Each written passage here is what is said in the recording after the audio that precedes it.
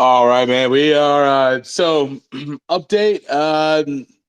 Stephen was joining us from the mobile browser. So we're gonna get him on the app right now, and then we're gonna get it going, guys. So, all right, it all kind of makes sense now why that was going. Duncan, if you could get Joey back on the line as well, and the rest of the team. That way we can get this thing underway. Hey guys, yeah, Steve's Steve's one of those guys who's using an old phone off the grid. No, I'm just joking, but he'll get up and running pretty quick here. No worries, man. No worries. It's yeah. If you don't really use the app, like he's probably just a desktop guy. When you're writing code and doing all that stuff, you're not doing it from a phone. So I could see that. Yeah, for sure. So he's downloading the app. But anyways, why don't I tell you guys a little bit about why Joey is important. Joey brings pure volume for a betting exchange and for our protocol. You actually need that volume for any project like this to be a success. There's lots of crypto projects who have really good ideas, but they never take off because they just don't have the ability to bring volume. And that's what Joey does. For me, I can set everything up in a regulatory compliant way. I'm a good theory Mhm. guy, but Steve's really the master of the crypto world. He's the one who writes all the smart contracts, designs everything for us.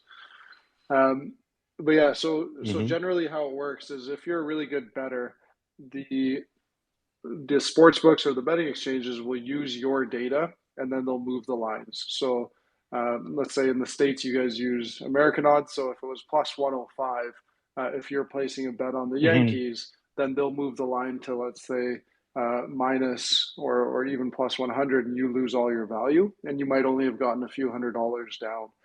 So that's the issue with Mhm. sports books today.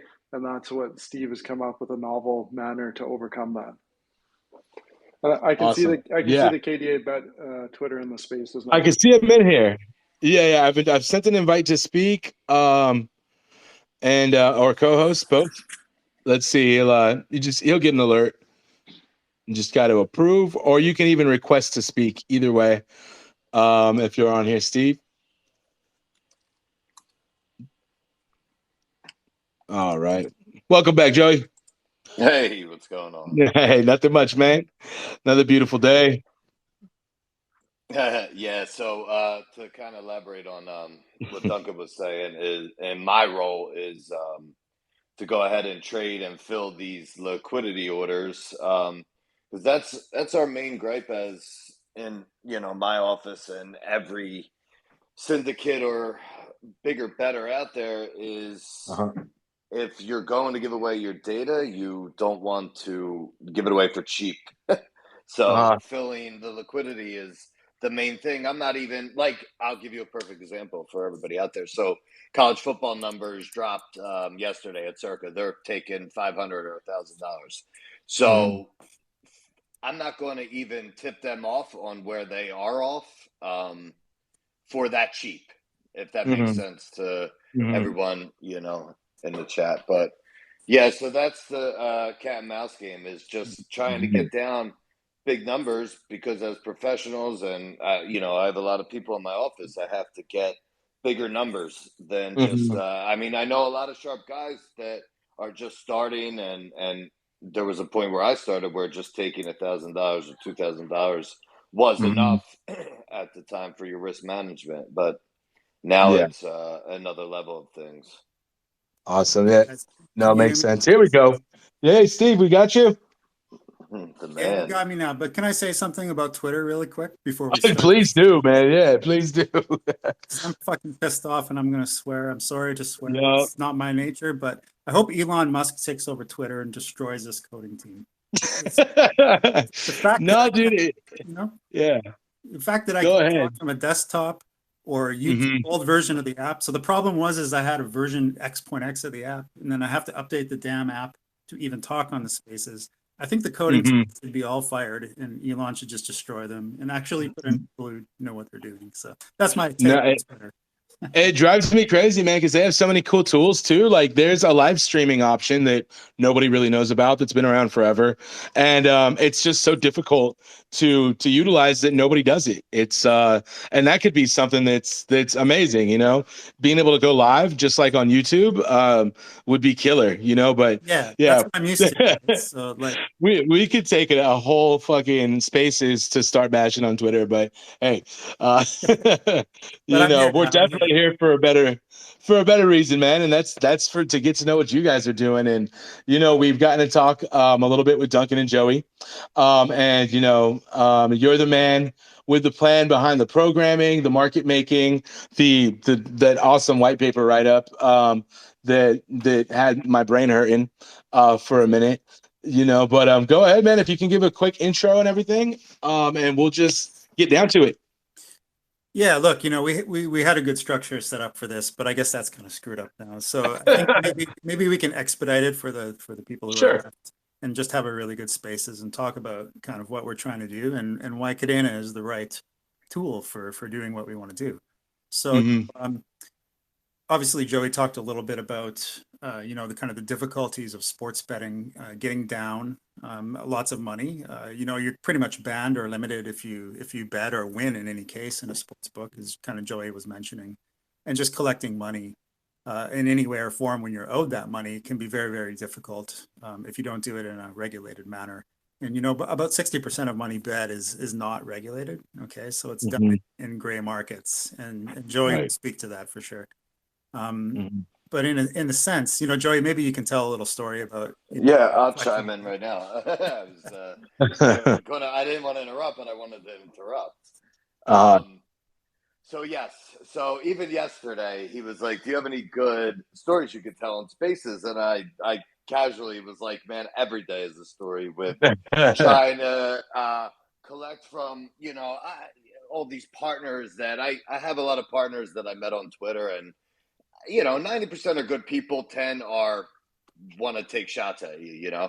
So Absolutely. I was thinking of some good stories that every Monday we do the figures, and then during the Monday and Tuesdays now, and then we have to go out and figure out how we're going to take the influx of Venmo, PayPal, Hmm. Zelle, Apple Pay, and then we have to figure out how to pay out. Some people have Bitcoin or stable coins or Ethereum. Sure. So it's like Uh, 7, 8 different networks. Some are cash in different cities. Some we hmm. use offshore sports books to kind of get the money where it needs to be. So, but I Right. have a story of a guy that actually paid me in gold bullions, Hell yeah. right? So, I love it. Hell yeah, yeah. well, wait till you hear the rest of it. So I had it. My friend picks it up, and it looks kind of fishy. It's like there's some scratches on it, and so we wound up taking it to like a gold dealer, and he got about. He's like, if I could take a chunk out of it, you know, I'm going to obviously damage it, but I have to test it. I have to drill a little bit in on it. I'm like, yes, it's too much to not test it, you know, so drill away or do what you got Sure. to do. Yeah, so he got a little bit into it, and it wound up being lead, you know, covered by a little bit of gold on the Damn. outside. So yes, I mean that's part of the struggles. I had some struggles with points Yeah. bet where you know they tried not paying me because one of my office guys was on the same IP as me, and just bullshit stories of them being salty, you know. And I had to like Yeah. get a couple people, not, you know, I reached out to a couple friends at ESPN, and I'm like, listen, we're gonna write some articles unless you pay me, you know, the 35,000 that you owe me. That Hmm. has been 3 months. Like, I mean, you know, in my Yeah. mind, if I'm losing, do you really care about IPs? I mean, just call it what it is, you know. Yeah, exactly. Yeah, loss is a loss, man. Just eat it if you you know if you have to. Yeah. Don't place a bet you can't afford to lose, man. Hmm. Yeah, Yeah, wow, dude. And I mean that's online. I mean, at the time too, you must have that frustration where it's just like, dude, you're lucky you're not in the same city as me because the headache you're giving me right now is definitely not worth it. It might even be worth Yeah. the plane flight. Uh, So yeah, right. So yeah, this solves that. So yeah, yeah. So look, that's why a smart contract solution, and it's famously said in sports betting that smart contracts solve this type of problem because it's programmatic payments. So once your money is in escrow, you get paid pretty much as long as the program is solid, and maybe someone. Generally, if you build that programmatic infrastructure, it solves a massive problem of collecting. And we're talking about $600 million of year-over-year income in the gray markets that is just kind of sitting there waiting for this type of solution. So right. That's the type of volume we're waiting for, and then another 600 million in regulated markets. Sorry, Yeah. 6 billion, not million. What am I saying? Billion and billion. So 1.2 trillion is the size of this year-over-year market, if you can believe it. And it's insane. That's why a smart contract solution just kind of solves these types of payment problems and collection problems, right? And so, when you're trying to look for a smart contract solution, you're trying to find a blockchain that can actually be built upon and that it's safe and structured. So that brings us to Kadena. And I thought, because we're a little late, I just want to get Duncan in because he does have to leave at 1. And I just want him to tell the story of Fans Unite because we were the very first people to think of building. I think Wagerer was the first to launch, but we were the first to, raise money and think about building an escrow solution on Ethereum. Solidity was like the only language to develop on, basically. So maybe, Duncan was my boss at Fans Unite, and very good foosball shot, by the way. And I think that I think it would be just really, really illustrative for him to basically talk about the struggles that we went through on Ethereum, and just kind of let you guys know, and then I'll talk about Kadena and how it solves the problems. Perfect. Yeah. Go ahead, Duncan. Yeah, no worries. Thanks, Steve. So at Fans Unite, we had the vision of building a decentralized betting protocol, and I think that Steve and I were two of the main proponents to actually accomplish this. We actually went as far as building out a company in Gibraltar, got approval from the Gibraltar Securities Commission that what we were doing is regulated and not a security. So we were all the way down there. We'd gotten ready to launch the token sale. The product was fully built, but when we were trying to put it into production, we noticed that obviously Ethereum was just way too slow from a transactional perspective, and the fees were way too high. The other major issue was we had to create custom smart contracts for basically every different market type, which meant that our engineering team had to manage hundreds of smart contracts, which obviously leaves room for things to go wrong, even if they're fully audited. So that was the major issue with Ethereum. We always believed in the vision, but the technology just wasn't there to actually accomplish our goals. Right. No, yeah, and we've come leagues with Kadena from that. And that brings up another point. I mean, all these different contracts handling, different inputs of our different cash flow. So how is obviously some people are going to be betting with Bitcoin, with Ethereum, with whatever. So your infrastructure is going to need to support inflow from other chains, correct? Sorry, can you just express what you mean by that? Yeah. So, I mean, if I go on your guys' site, right, KDABet, do I have to bet with Kadena, or are you still going to keep the model where I can bet with Bitcoin, I can bet with my Ethereum, or with cash from my bank account? How's that going to work? No, you're going to bet with KDAB or a custom token. Okay. Always with KDAB. Okay. Now on the back end to purchase that, on same thing, you're going to go in and purchase KDAB with KDA. Yeah, primarily KDA, because I think KDA people haven't had a good shake of it. And I think that KDA first is our attitude. But we also need to onboard other wrapped tokens, I believe. And we have wrapped ETH and wrapped Bitcoin, I think. So we might be able to onboard that depending on, how conducive it is to do that on the smart contract and the wallets, X wallet and such, right? So we're looking at that, but it's always a KDA first perspective because we're trying to build a store of value token. And that's very, very, the unique value prop we're making to bettors and coin holders as well. The KDAB token is meant to store the value of efficient information in it. So if you read the white paper, kind of what we do in sports betting is we always try to bet really early, and we try to pick off lines so that our line is much, much better than where the line closes at. That is just before the game starts. So technical example, I bet Man U at 2-1, and then it ends up closing at 1.8 to 1 odds. I've got 20 cents closing line value. I have a massive advantage to win because I got the price at a really good price. So what we want to do is reward people who do that by emitting a token to them with a deflationary aspect to it. Now that deflationary aspect means that the token can accrue value over time. Now I can't really say the price will go up. You can't do that. But the idea is that you want to put pressure and demand pressure on it, and then supply pressure on it as well. That is a reducing supply over time. So that's why we choose KDAB token, and we're going to make this token on the Kadena network. Because you want the value of that precious information to be stored in that token.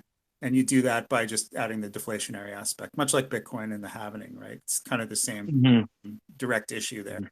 So if you don't do that, then all of our competitors, if you look at, I won't name names, that's impolite, but if you look at their price on their tokens, they all go to zero. Because what bettors end up doing is they end up treating that token as working capital. So you only keep as much money as you need on their system. You bet with it, and then you take it out right away because you don't trust them. Because there's no value, because your token gains nothing. It just sits there and loses value over time. So the idea of the KD token is to accrue value and accrue transactional value in a periphery way for KDA. So we want, for KDA to succeed, we need big apps like this with big volume. And, that's why we have Joey to bring in big volume, because we book all the biggest bettors in the world.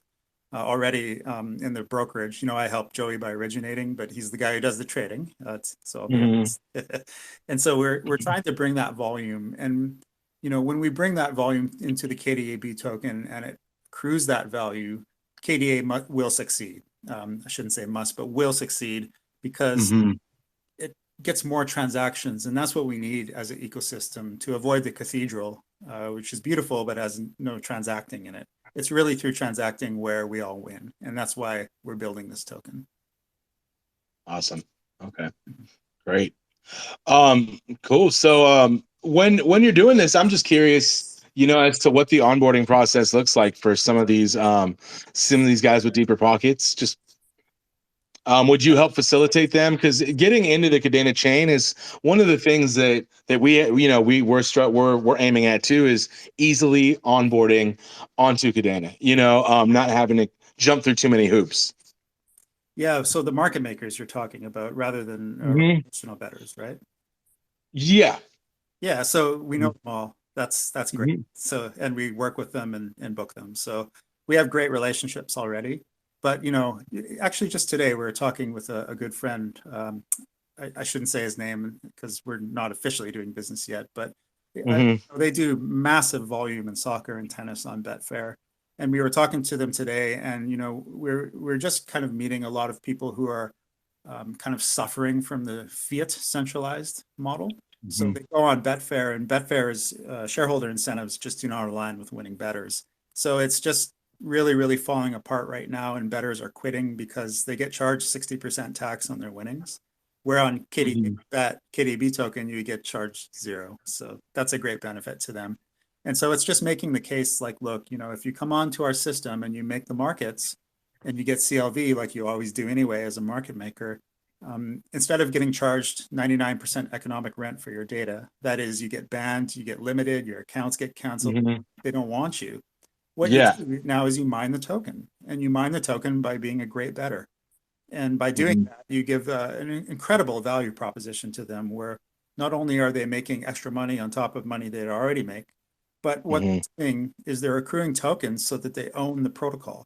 And every month on the protocol, we will have a system for where you bet, or sorry, not where you bet, where you govern where the token should be distributed. How should it be distributed against the three main proponents, which is the market maker, the sharp. They don't make the markets, they take, but they're sharp. And then the recreational guy just, usually loses, but, you give reward back for their data anyway. So, the people who own the network can basically vote every month to govern how that distribution optimizes recreational and market making adoption over time. So it's just like, why wouldn't you bet and get free money? It makes a lot more sense than getting robbed. And actually rewarding winners is something that is definitely not tradition in betting or in gambling or anything. I mean, the minute you win, they want you out. They're like, all right, man, we're done with you. Let's get some more people to toss their money Yeah. at us. Actually, Joey, maybe you can just pop on and tell your story about how bad it is and how much you get booted out. Like Joey's one of the biggest in the world, so he'll tell you. Oh, okay, here we go. Yeah, I mean, basically, like those stories I told before, I've had issues with PointsBet, William Hill. William Hill is under new ownership now, so I can't shit on them as much as I used to. But they've thrown us out of stations in Vegas. William Hill and any connection to me, they've dug as deep as that. I had my wife in there. She lasted 5 days. Like I Wow. said, the issues with PointsBet, Bet Online, Nitrogen, Bet Online, the same kind of thing. Hmm. And an IP like with The Office, which Hmm. pisses me off because if you're not a winner, then they kind of look the other way. I mean, that's expected in I Of guess course, all yeah. aspects of life, but I mean anything. But yeah, and especially with the underground dealings we have. I mean, we get stiffed or not paid, laid down, we call it, like already twice this week. So I try and make my partners kind of vouch for it, but because you don't know who these bookies are, and now it's Hmm. getting tougher in the gray market a little bit with Costa Rica because they're banning automation. They're telling their their customers, the agents that are accepting the bets, they want to watch their back a little bit, which I get and I understand because we smashed them. They run out of business and now they're not using their product anymore. So I get all Right. that. But the way they tell them isn't correct. It's like, I mean, there's so many whacked stories that a couple I posted even on Twitter of what they think the automation is and what they think the program or the bot is. They think like we know not even the expected outcome, that we know the real outcome of the game before we place the bets. And I've heard that the robot goes into lines and picks off some of the off numbers, which I'm sure there are bots that do that. We don't Hmm. do that. Um, so they're telling these agents, look, these guys are cheating, but it's not cheating because the bookie and the offshore places are using automation to move their lines.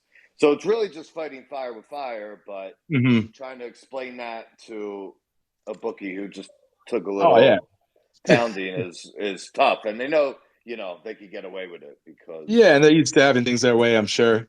Centralized. That's the problem. Yep. So, Yep. just kind of riffing off that, Adrian, when you have a programmatic limit order book, which is what we're building, Hmm. you cannot ban or limit people. And that's the essential argument of a decentralized bookmaker, that it was made by, BetDAX and Lunify and Wagerer and Augur and everyone. They're all trying to say, we're not going to ban you and we're not going to limit you. As long as the liquidity is in the order book, you can match up. Hmm. And once you match up, it's programmatically guaranteed that you will get paid and not have to go through Right. this trouble.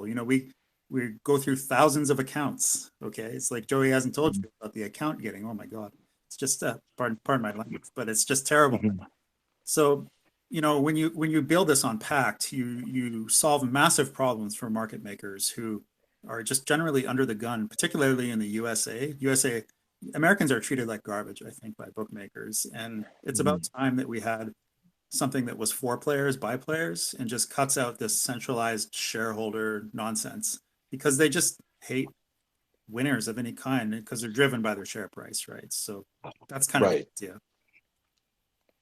Right. Yeah, I could go in a little bit of about my process, which is not fun either. The thing is that I love trading, I love betting, I love the origination, I love the whole sports, I love the grind. I really do. It's like a sick disease to sit here all day, every day. But it's like when I have time, I'm like, what else do I do? I've been doing it for a while.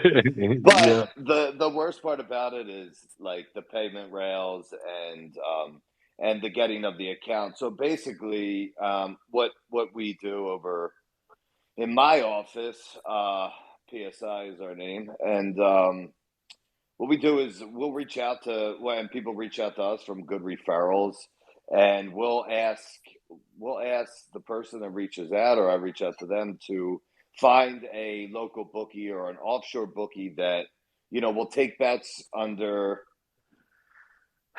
that partner's name. So that partner would say, "Oh, it's me betting," and they would give me the account. Obviously, a loser in the past and probably doesn't have the time or the resources to professionally bet or win. I mean, it's hard. It's harder than getting home from work and right before dinner picking 6 games and trying to be Right. great at that.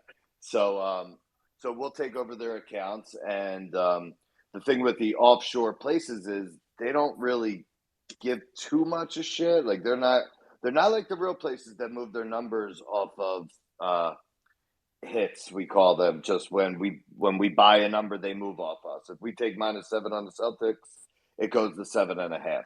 Well, these places offshore are run, like I said, half-assed, so the number doesn't move. So we can get multiple bets in these accounts at the same time, and that's how we get more liquidity Right. in that aspect. So it's basically like we're hitting the same number, and it's not moving as violently as what we call on screens or places like Pinnacle and Bookmaker, if anyone is familiar with that. The other thing is just the sheer trading. So we have chats set up, and these are actually easier. It's more manual, but we deal with probably about 20, 30 different people that are what I call pros, or in the, I guess, inner circle.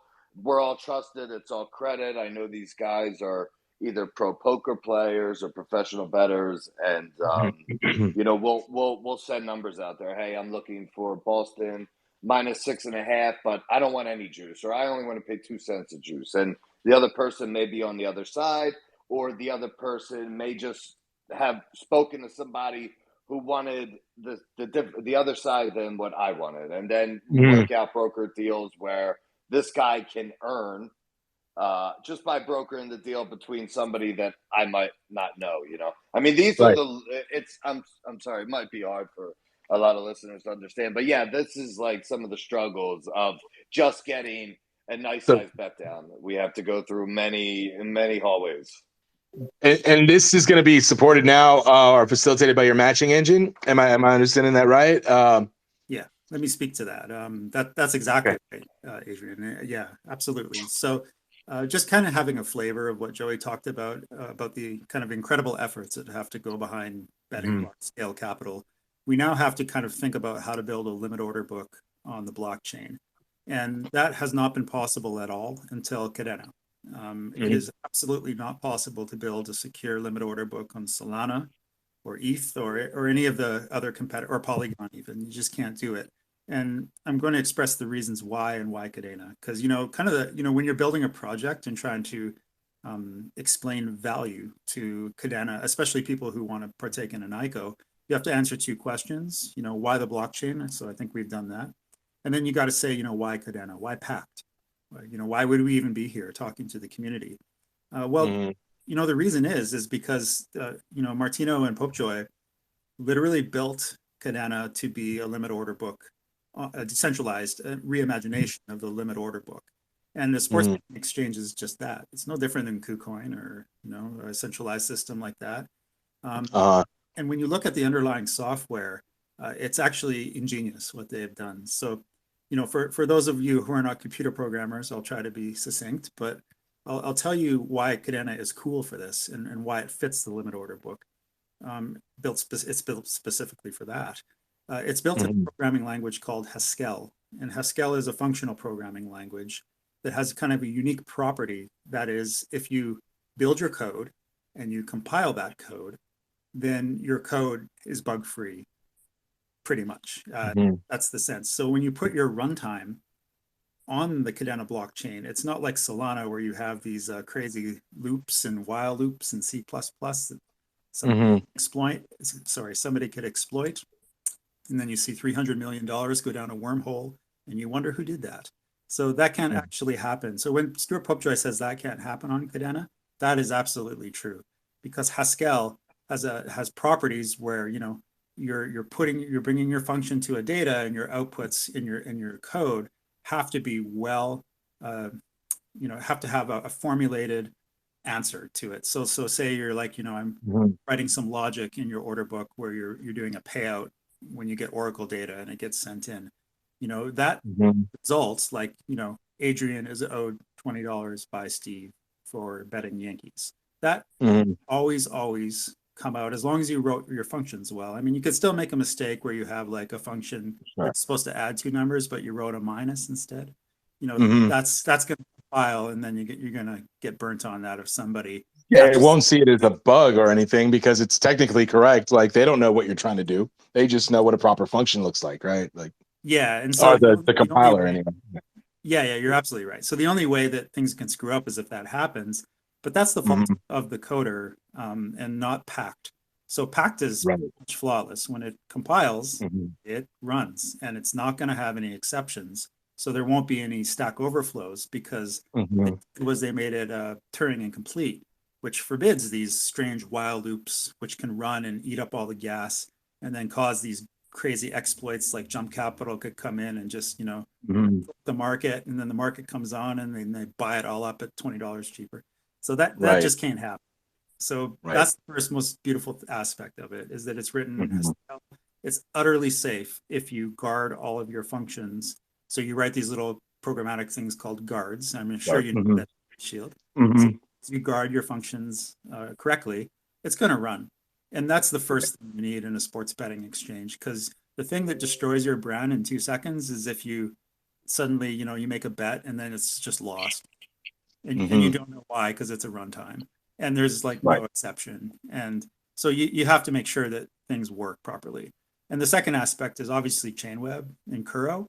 So things get, you know, the way that they braid it through the probability space solution that they have means things can scale to 300K transactions per second. And that's what we need during March Madness, because as we all know, we all love our March Madness. It gets pretty crazy, right? So absolutely, man. Yeah. And that's Kadena, right? I mean, it has all of these wonderful properties. Very efficient with some of the things they do with the call site stuff. And we're just really, really loving it. And, you know, myself and my partner Martin, we're functional guys. You know, we've been coding a long time in Erlang and Elixir, and also Elm, which is basically just Haskell. So we really are familiar with how Pact looks, and we've identified it as the proper solution for a decentralized reimagining of the limit order book, and therefore a betting exchange can run on Pact, because they do the safety. They really take this trilemma seriously. It is safe, it is scalable.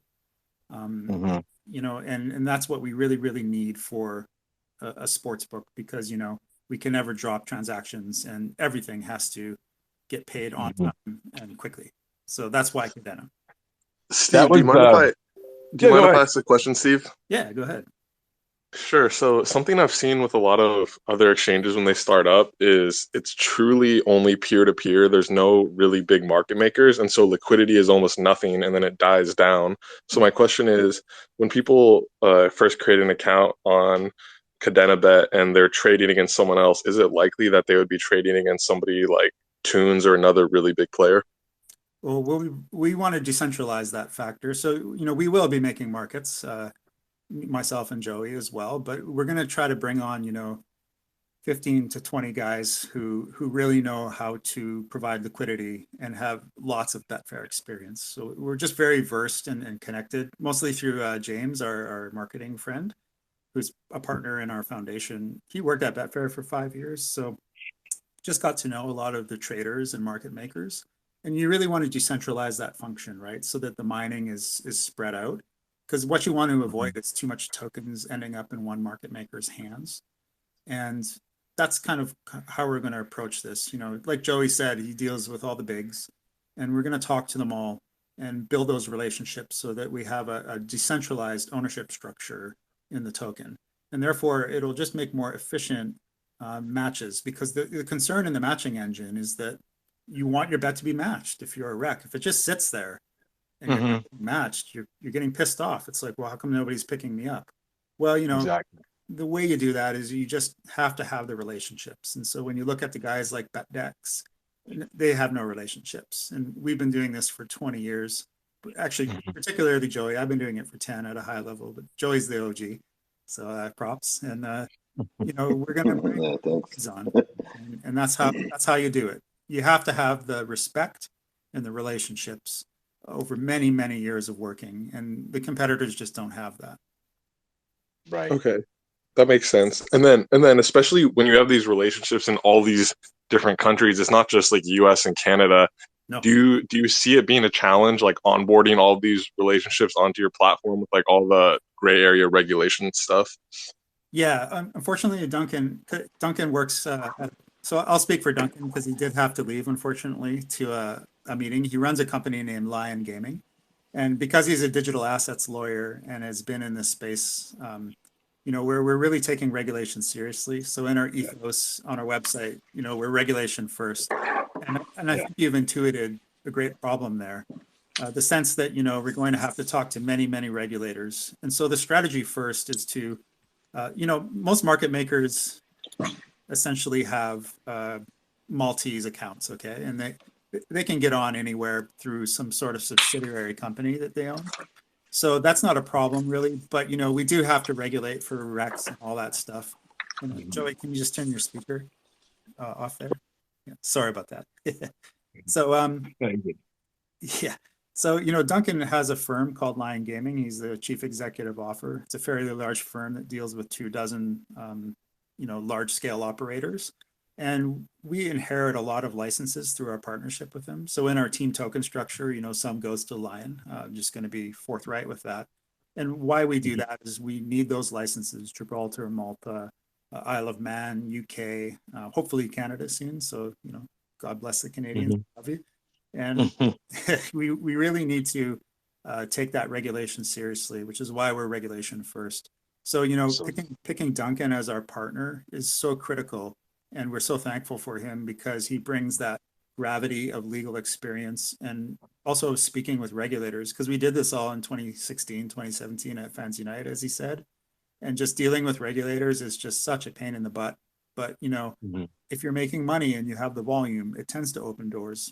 And so you can probably expect the approach to be piecemeal to start, where we pick off the lowest hanging fruit.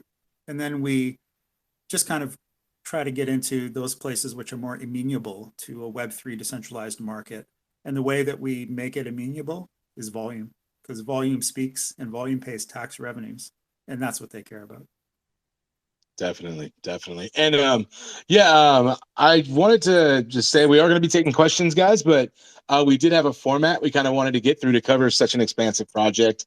But I think that Andy, that actually led right into our next topic, which is regulation, man. And I know it's something over right here in the States that we got to really tread lightly around.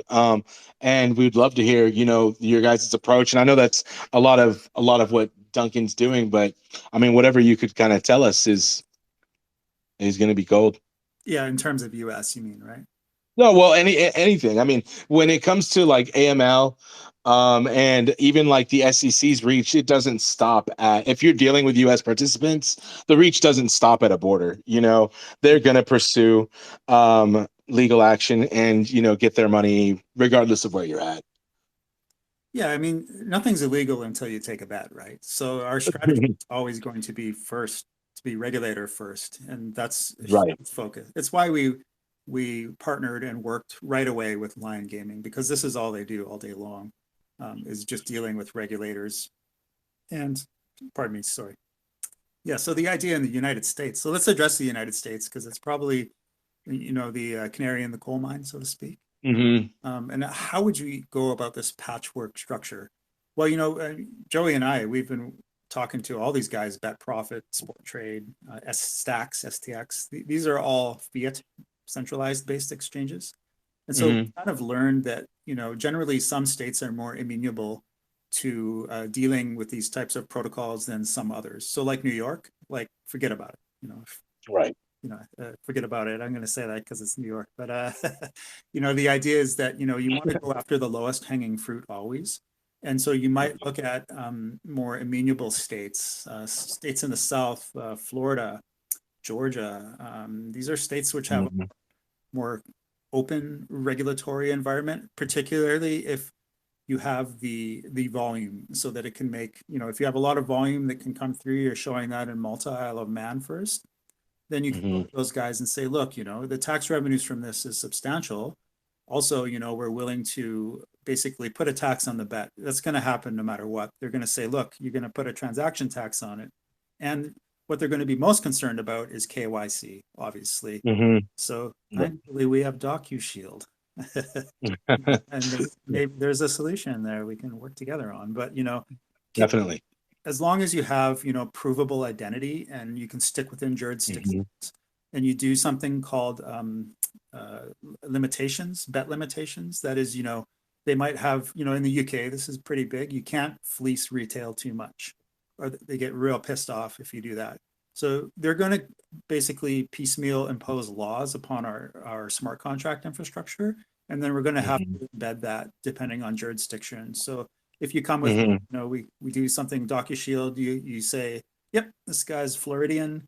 And then there's going to be a rule set embedded in that smart contract such that the various taxes and bet limitations are put into place depending on, the regional taste. So we're very, very cognizant of that. And we're very, very in tune with that. And, we'll be pursuing that state by state and province by province in Canada. We won't leave our Canadians out, of course. No, that's perfect then. So you just kind of have a different path depending on where they're from, on what they interact with on your guys' platform. Yeah, it's easier for us because it's programmatic, right? So if they say yes, business, if you do X, Y, Z, well, if we can program that up, that's game over. Perfect. Awesome, man. No, it's a lot to think about and a lot to approach. And I think you guys, the method you're using to approach, all of these different regulations and not exclude anybody is pretty groundbreaking and is going to open a lot of doors. Yeah, once people see a global exchange growing, and then it has, this patchwork approach that starts ticking off boxes one at a time, it just becomes more and more attractive because the liquidity pool has to be shared, right, in an exchange, in a limit order book. So once you see a larger and larger pie of shared cross-matching, especially growing in an exchange, becomes more and more appealing for these cross-border jurisdictions. We might never get Montana, for instance, because they're pretty crazy. Love our Montanans, but maybe talk to your senator. But it's pretty tough until you start, ticking off one at a time. So, a lot of guys, sport trade, which is fiat and centralized, they go after New York right away. Well, that's like the worst strategy. It's like they're charging 51% tax right away off the top, and you're going after the hardest regulatory market, which is the most social justice orientated. Like, good luck, right? So, first get your feet on the ground before you jump into the cold ocean. That's strategy. Definitely. Awesome, man. Well, we do have a few questions that are coming in from people requesting to speak, but I didn't want to cut you off in the middle of any other further points you were going to make, because those questions could just be answered with your next point. So, but if we're ready, we can also bring them on. Yeah, I could probably talk for a billion years about programming. I hear you. I hear you, man. Let's let the cat have their say for sure. Yeah, man. Let me unmute Andy really quick. Right now, let me see, Andy. I want to make sure that I didn't cut him off in the middle of another question. No. Oh, there you are, Andy. We got you. Oh, wait, lost him. Let's see. Just put a request in one more time, brother. Sorry about that. Technical difficulty, but in the meantime, I'll do Crypto Spaceman. He's been waiting a while to go ahead and speak, so I'm going to bring you on, brother. Welcome aboard. Can you hear me? Hey. Absolutely. Yeah, you sound fine. Okay. So actually, I have seen I am apologize first of all. I haven't had the time to read the entire white paper.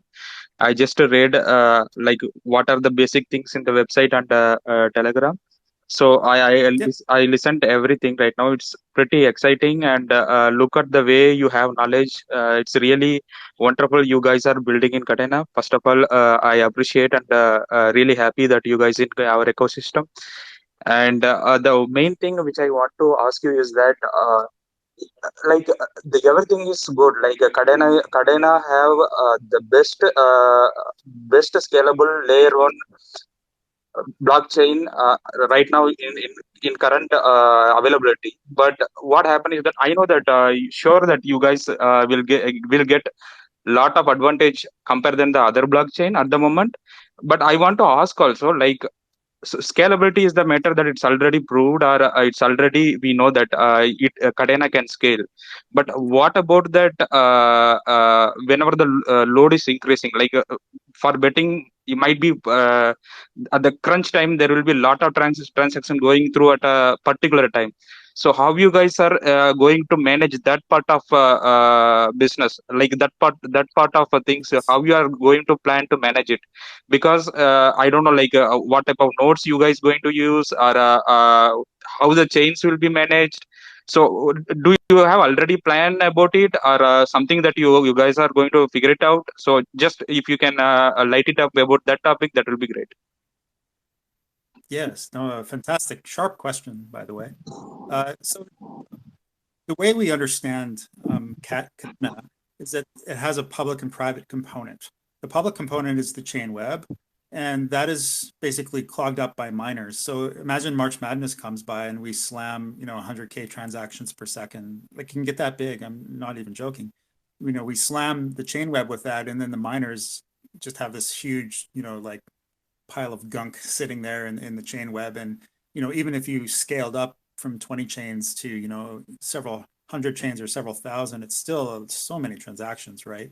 So I think that's why they have Kuro, right? It's a private version of that, where, and correct me if I'm wrong, we're still absorbing, so much about Kadena, but Kuro is the privatized version of the chain web. So you can build a limit order book pre-resolution. So kind of in sports betting, how it works is you're trading on your liability in and out of your wallet, right? And all of those transactions are sitting waiting to be filled. We kind of plan to do that in Kuro. That's why we're excited about Kadena, because they have Kuro. So hopefully we can kind of get in and use that. And so we would build the limit order book pre-resolution on that. And then when the game goes off, that's it. All of the bets are done and they're all filled or misfilled. So the ones that are misfilled, you take off because they're not filled and the game's gone. Because the asset is a little weird in sports betting, right? It's not like, FedEx or Kitty Swap where it's 24/7 ongoing liquidity. It's you have liquidity, the game starts, that asset disappears for life and it just resolves and you get paid. So you can imagine that after the game goes off, the data is now pushed on chain onto Chainweb. And by doing that way, we save the miners from the hell, because you don't want the transactions from sports betting just killing you, especially when NFL season starts, right? So we plan to use Kuro as the substrate for the limit order book, and then the resolution data and the resolution transactions pushed on chain to Chainweb itself. Yeah. So, I mean, our solution, also is going to be implementing Kuro. And so I think we're probably some of the only two that are going to be using it intertwinably with, the main chain as well. So, I mean, offline, man, we're going to have to get together and we can talk about some of the roadblocks that I've hit and, how we're navigating around them. And, with your knowledge, we'll probably see a better solution than we're looking at. Who knows? So, yeah, man, but it's exciting. That's what drew us over as well, as the ability to be working on the private and public chains. Yeah, let's code it up. I mean, if it doesn't exist, we build. Exactly, man. Love it. Crypto Space, man, you're still on. Was that it? Yeah, thank you, man. Thank you for the answer. That clears it up. Kuro is the way then. Yes, Yep. that's has to be. All right, now we got cousin Jerry. My cousin Jerry. He's gonna be speaking for a question. So you're on, brother. Go ahead.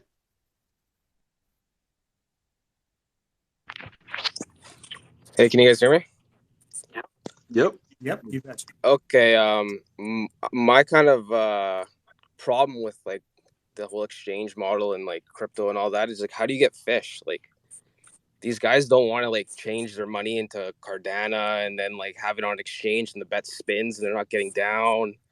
And like, how do you make it a seamless like transaction for them? And like, they're gonna feel like they're not gonna trust this coin. They might get rugged. Like, that's my kind of issue with it. Like, how do you get like recreational players that want to bet with you guys? Because like, they're really the lifeline to all this. Like, it's great having all like these sharps, but if you don't have fish, there's no market really.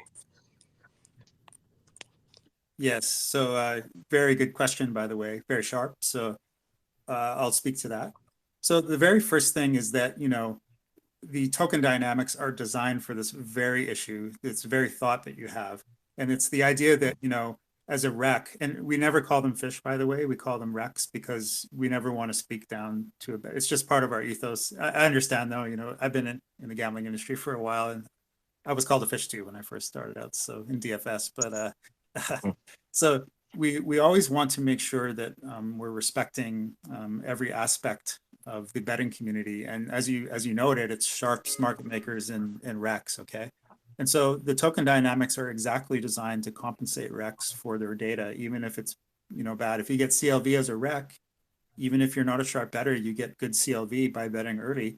You get a token emitted to you, or maybe a couple tokens if you did really well. And the idea is that we vote, and you know, I was talking about the governance aspect where the token holders vote on how that distribution works. So in the white paper, there's a little math formula with some logistic functions. You know, it's a fancy word for symmetric distribution of tokens.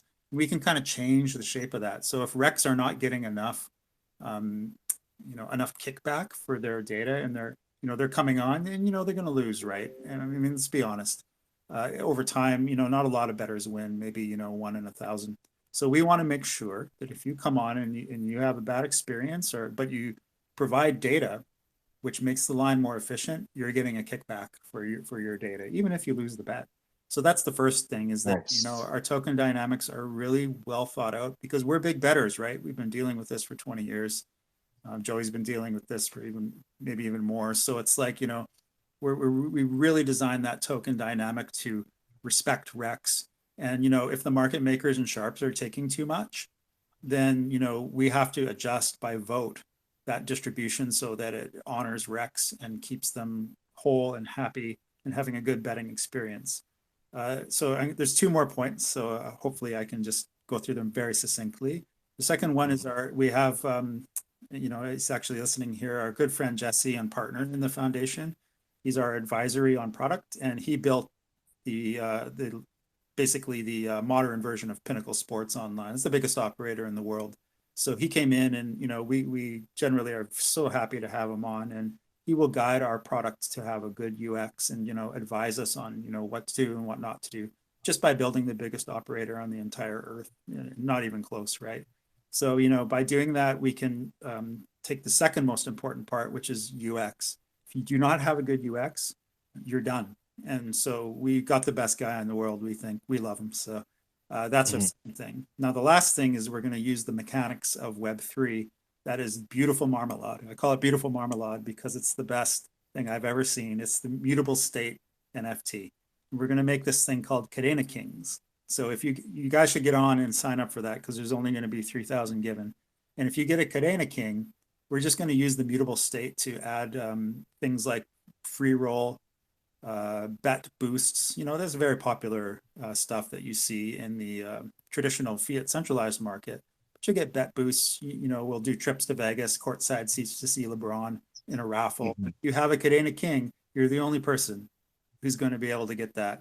So the NFT market, we think, is a hot drawer because it creates a mimetic cult.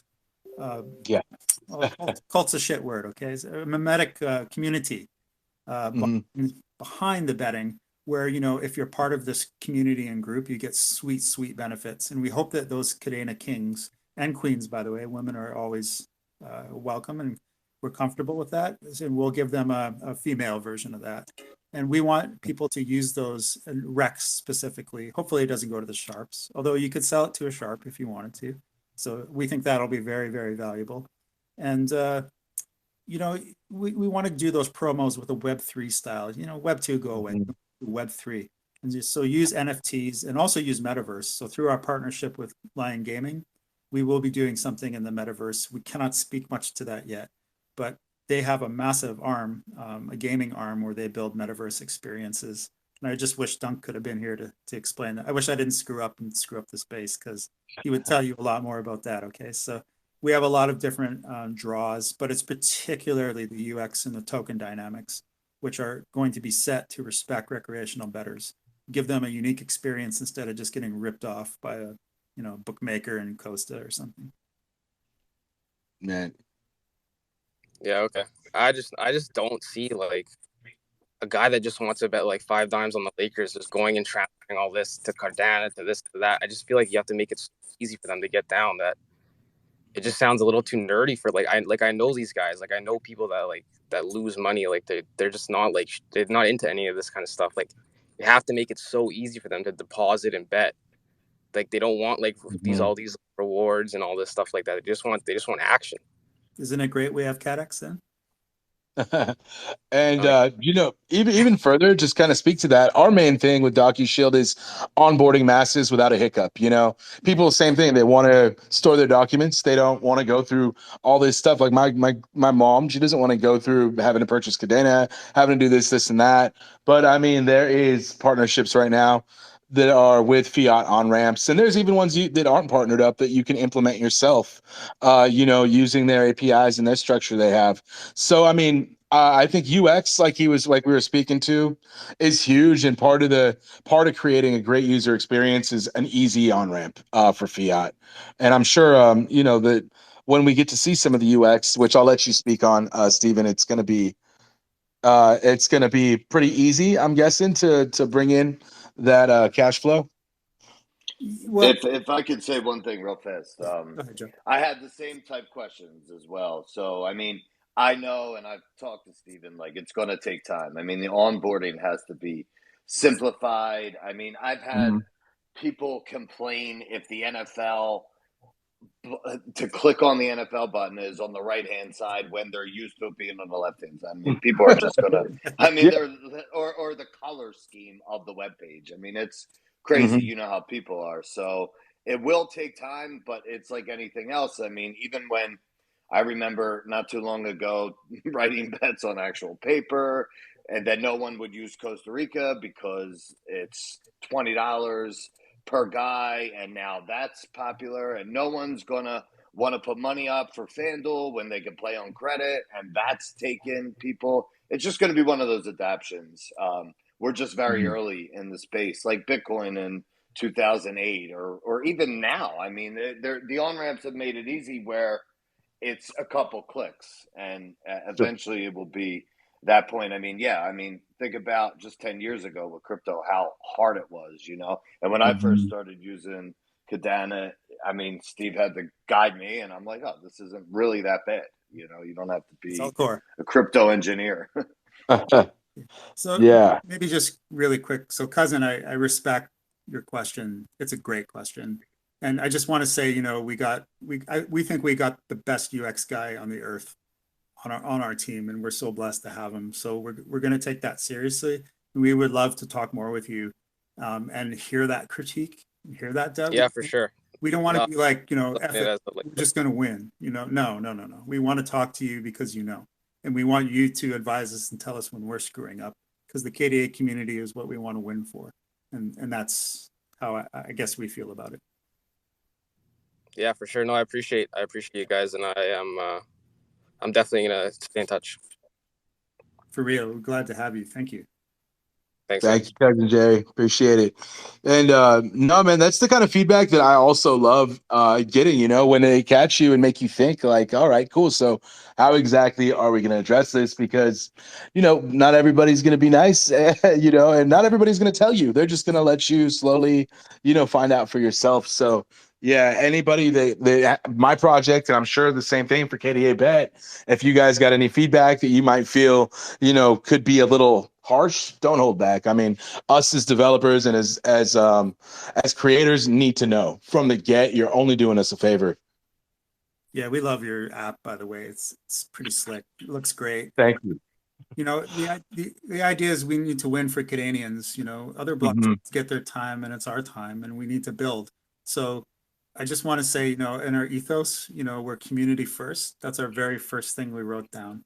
So you guys tell us how it is and we will, we're not like other, you know, projects on ETH that don't listen. We want your advice and we want your critique. That's what makes great experiences. Exactly. 100%. All right. So we got some more people lined up. I got WS got a question, and then we got Kadena fam after that. So WS, you're live.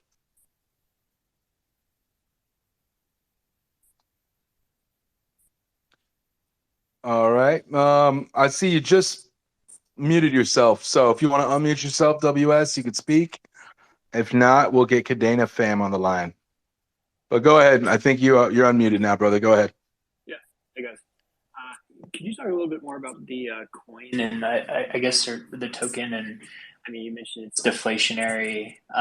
Yes. I'm just wondering kind of how that works from like a liquidity standpoint. So if I were to think about, I could kind of make anything deflationary and have the price go up, but I guess the liquidity would be kind of what matters. So could you maybe just talk about kind of the balancing act that's going on there? Kind of what would be driving the liquidity to kind of continue to power, you know, demand for what would be a potentially increasing price given the supply of the coin would be declining?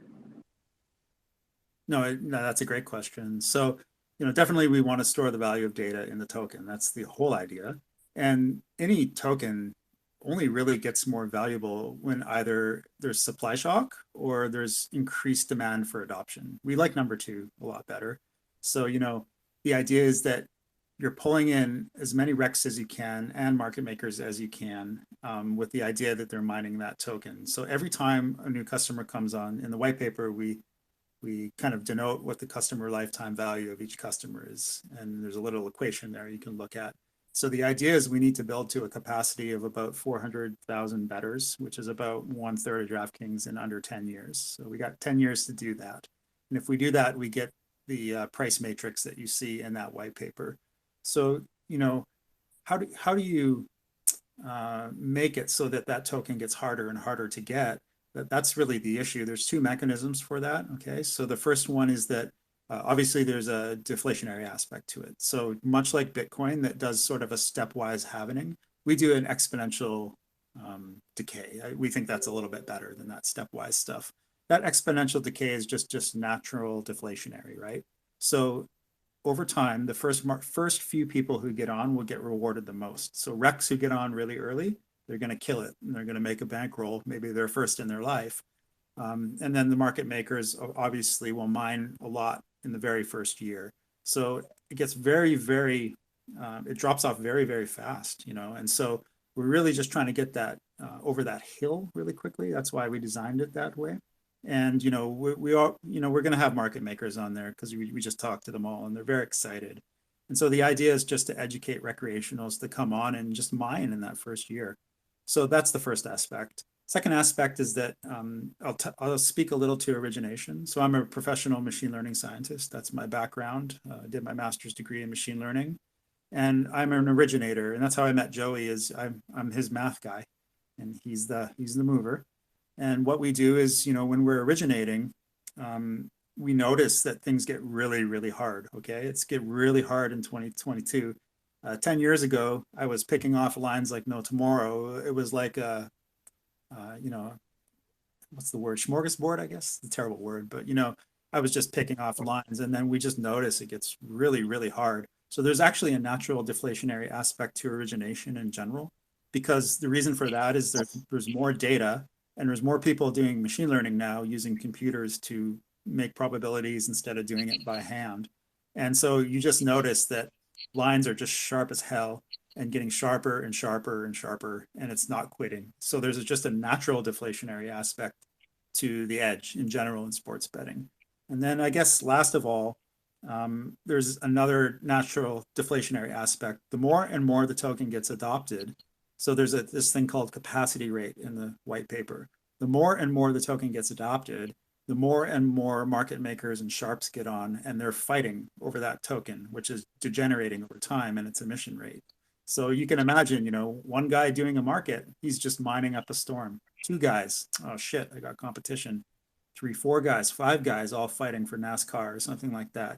Now you have a market where people are playing a competitive game, based off good game theory.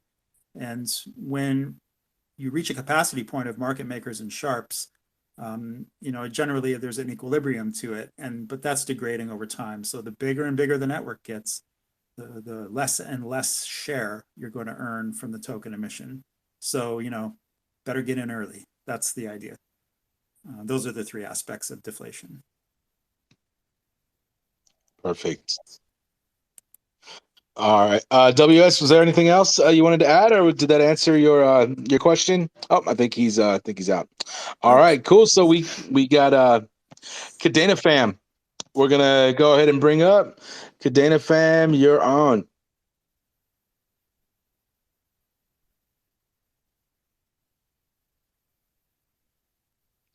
Hello, Kadena fam. Check. Hey, how are you guys? Sorry, just lost you for a second. Just more of a comment. I just wanted to say that this is a great way to onboard people into the crypto space. Just because I have a friend who won't touch crypto with a 10-foot pole, but he bets on a daily basis all across the board. So if he had an option to get onto a platform where he could purchase Bitcoin and then use it to bet, I mean, I think he would eat it up like cooked food. So I just wanted to say it's a great way to onboard people into crypto and to get into that betting space. The other comment I'd like to make is the NFL. I mean, all of those ads that we had towards crypto. I mean, everybody who's sports bet who's watching the NFL saw those ads or whatnot, right? To onboard from a centralized exchange, it's pretty complicated, right? You have to know how to use the exchange. You have to be somewhat of a trader to grasp the concept. But if you have, once again, a betting platform where you can simply just go in with your credit card, purchase crypto, start betting away, by God, I think you have something right there. I think and betting is a humongous business annually, right? So kudos to you. Congratulations. I think you're going to do very, very well in this space. So once again, congratulations. Thanks for having me up. Thank you, fam. Can I just speak really quickly? I want to respect your time, all your time for screwing up and being late, but I just want to speak. No, I got all the time, man. I'm loving this conversation. So as long as we got people here, man, let's do it. Oh yeah, okay, we're all in with y'all. So look, yeah, people who don't understand crypto, I think what they do understand is that getting a reward simply for betting and coming on and getting something back if you lose your money, we think that's the main draw.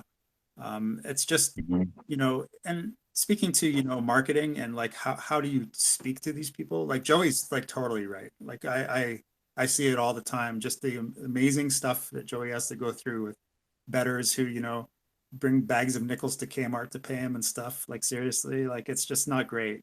And you're trying to talk to these people who just want to always work in USD, especially because USD is the big market. And I guess how do I think about it? I guess kind of the issue here is that, onboarding these guys, you just want to speak to them and okay, I got my point now. Sorry, I just lost my mind there. So, one of our team partners as well, James McLaughlin, a good friend of ours and our foundation partner, he worked for 5 years at Betfair as their VP marketing. So we really built a world-class team to speak to this marketing aspect. You can already tell it's not my avenue, but we've brought pretty much the best guy in the world, we think, who did 5 years at the biggest betting exchange and built all of the educational materials and kind of ran that team. And we love him a lot. And we think that by building this team of specialists who are in the top 0.1% of professionals in our space, that's how you build a good UX. You can't just hire Joe Marketer from the street. We love Joe Marketer, by the way, but you really have to get the best. So we knew that your question, fam, about how do you educate NFL dude on the exchange? Well, we went ahead and got the guy who built education for Betfair, the exchange. So, you know, by building that team, we hope to address these issues, but more importantly, we hope to reach out to you guys and get advice and critique and let the community speak, because too many competitors just speak and never address the community or talk to them. So that's our approach. Nice. And you know, speaking of that point too, I mean, we got KFrax, you know, wrapped frax, which is pegged to the dollar, which could be a big mover too. I mean, if people want that kind of security, then I mean, it's there as far as the stable goes. Yeah, some people do. You know, even if you tell them the token will accrue, if you just hodl, Yeah. the whole No, mechanic, they don't. the whole mechanic is you hodl, right? But they still want that Mhm. K. You call it KFrax, right? Yeah, KFrax. It's so Frax is like I forget what chain it originated on, but yeah, it's pegged to a dollar, and that was wrapped and brought over to Kadena. Do we have a stable coin? Okay. Do we have a native stable coin in Kadena? I don't. I don't. Not that I'm aware of, man, and I'm pretty aware. If I'm wrong, somebody chime in with a request to speak and smack me up. But I don't think so. Besides, all I've seen was KFrax that wrapped frax.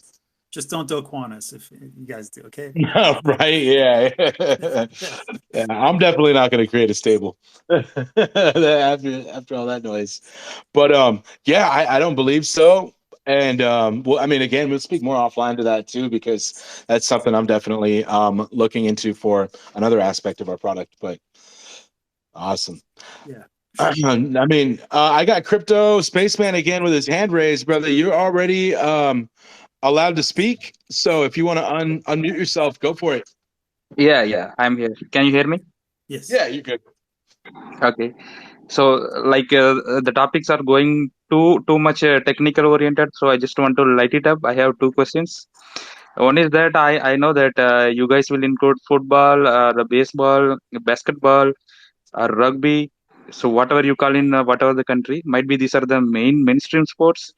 What about cricket? Do you guys have a plan for including cricket as well? Because I'm a huge cricket fan. Of course. And my okay, Yeah. so my second question is that in tokenomics, you guys mentioned that I see that mining 70% and team have 12%. So is that like you guys are going to lock your tokens for some period of time just to show that how you are serious about the project, to show to the community, something like that you have already mentioned. So if that is something there, if you can let us know right now, that will be great. Otherwise, if something is for future, then that's okay. Yeah. No, two very good questions there, and let me speak to them both.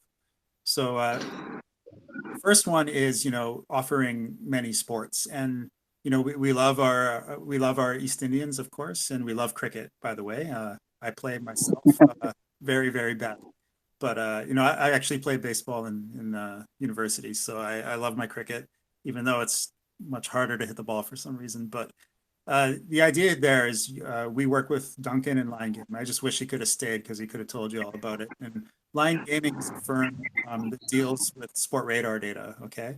And so building oracles and league data, you have to work with the league data. And that means you have to work with Sport Radar. That's the famous firm owned by Michael Jordan. So through Lion, we get access to Sport Radar fixture data and oracle data. And that covers every sport on the earth, everything. So we've well thought this out by partnering with the right team, and that's Lion Gaming. We're just so blessed to have them, and then they give us that data through their feeds. Of course, you know, it's very expensive, so obviously, you know, we need to raise some money to that. But you know, we get that data in, and then we can offer all of the major markets that you see on Pinnacle and Betfair and such. You know, there might be some like exotics like Russian table tennis that, you know, we love Russian table tennis, but you know, it might be hard to like book that and stuff. But you get the idea. By working with Sport Radar, you get everything, and there's actually no other way to do it. So if the other competitors don't have that, they'll never compete. You have to buy that data, and it's quite expensive. So the second question is based with the tokenomics and the team tokens, and that's a very good question because you don't want any dumping of any kind. And so on our ethos, we have on our website, we have a portion of it that says respecting the community by not distributing the tokens too heavily amongst people, so that obviously we're saying no dumping, okay, which you see in all the other tokens. So our plan is on the team tokens is to linear vest over 3 years, which is the majority of the token mining emissions will be done in 3 years anyway. So by the time 3 years is over, about 80% of the tokens are essentially mined. And that means that it will be sufficiently decentralized before the team can vest all of their tokens. And, you know, generally we're all in it for the long term. So we applied for Kadena Eco, and Eco wants to know that we're here for 10 years. So in our little Eco grant, we said, yes, we're going to maintain this project for 10 years time. We're not going anywhere if we build this, because we are just definitely committed to building a global decentralized exchange. And that's what we want to do, only on Kadena. That's great, man. That's great, and I'm really excited and hyped about right now KDABets. So I will be closely following you guys. Thank you, man. Thank you. Well, we're blessed to have you. Thank you so much. Nice. Cool. So, are you guys receiving the Eco grant, or is that kind of something that's in the works still? Well, Eco, I mean, we played our cards trying to get their attention. It's tough, right? But yeah, no, I've applied twice, so yeah, it's tough. And it's tough for the right reason, I think, because they want to make sure there's no rugs. And, you know, Francesco and Paul are doing an amazing job with that $100 million grant. And so they reached out to us, I think, because we're making a little bit of waves. You know, we're pretty good with the memes, and we love chatting with you all. So, you know, when you do that, I think in any crypto project, it translates to a lot of engagement. And when they see engagement, then it's time to reach out and say, hey, what are you guys doing? So they reached out to us on Twitter, you know, and nice and respectful. And they asked us to, you know, just submit your project. Let's see what you're doing. So we're kind of at that point now where I don't know if we'll get in, because we still have to do the work of the yellow paper. That's kind of our next focus over the next 2 weeks. You really, before you ask anyone on Kadena for money, you should really have your entire build mapped out A to Z, because it's all open source, right? So you had better communicate. You technically know what you're doing on Pact and Kuro, and that's really our focus right now. And then it's just about starting to build. And I think when you build and people see the code starting to build up on GitLab, that's when Eco takes you on. And so we're hoping we can get their stamp of approval, because the thing we want to avoid the most is taking on external capital. If Eco can get us over the hump legally and we can IDO with all you guys, it keeps 100% of the tokens in Kadena community and not in, like, you know, Kleiner Perkins Ventures or whatever. Totally. Yeah, and I could see this being a huge thing, for a huge move for infrastructure as well. You know, having somebody that's using that record book the way you are. You know, it's just an awesome use case. Yeah, isn't it just the most traditional play in crypto? It's been since Ethereum came out. There's like 50 plays, and 49 of them have gone to zero, and then there's Augur. So we need the right tokenomics, the right dynamic, and the right community, and the right software. And we think it's right here on Kadena. Absolutely. All right. So if anybody else got any questions, go ahead and chime in now. If not, I know that, you know, the channels are always available. You guys have been very responsive in the channels, and I'm sure we're going to see great waves with you guys soon. And we would love to join again to get the full, you know, the full take and full scope of that with Duncan, who obviously is a huge part of your guys' team and is going to be pulling his weight big time. So anybody else? We got a little bit more time. If not, we'll go ahead and end it out. Do you want to go say some closing words, how to get in contact with you, what to expect next, so on and so forth? Yes, expect the next thing you can expect is full technical documentation and how we're going to build on Pact. So much like the white paper, you will see a yellow paper, and we're going to kind of go through all of the grim mechanics of building the limit order book, what needs to be built, what's already built. So you can expect that in the next while. And then it's just about building, just build. So how to get in contact with us, obviously on Twitter. We have a Telegram account. It's in our Twitter bio. And you can always email me at steve@kdabet.com. or info@kdabet.com if you have any sort of inquiry in general about our company. The more engagement we get, the more and more we can build, the more and more we can, talk to eco. So, I just want to say one last thing, and it's just all your engagement has been wonderful. It's been astonishing, really. And just frankly, so thankful for all of you and kind of accepting this idea on Kadena. It's remarkable just to hear the response and grow so quickly. So amazing. So thank you, Kadena. All right, man. No problem. Thank you. And I'm looking forward to our next meet. And I'll definitely be sending you a note so we could sync up on a few other items. But I thank everybody out there, too, who tuned in.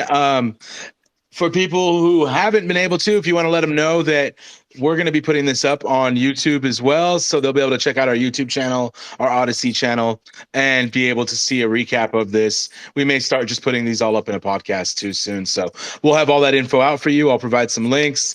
Thanks to the, to Joey, Steve, Duncan, the whole team over there at KDABet. We're stoked, man. Can't wait to see it grow. Yeah, thanks. Nice interacting with everybody. Absolutely. Awesome. Thanks. All right. No problem. Talk to you guys later. Bye. Later, guys.